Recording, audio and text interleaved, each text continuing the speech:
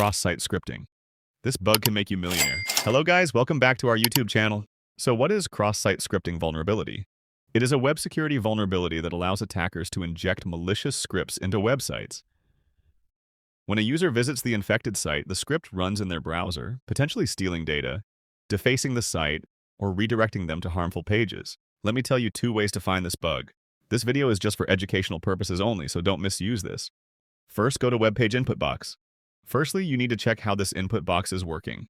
If I type 1 in input box, then it will print hello 1. And now we will type some HTML code in input box. Let's see, this input box will execute them or not. Here you can see our text size is bigger than previous. Means our code is executing and this page is vulnerable. And you can also use JavaScript code in input box to find vulnerability. So that's all for today's video. And if you want to learn ethical hacking free, then check out our website. And don't forget to like and subscribe.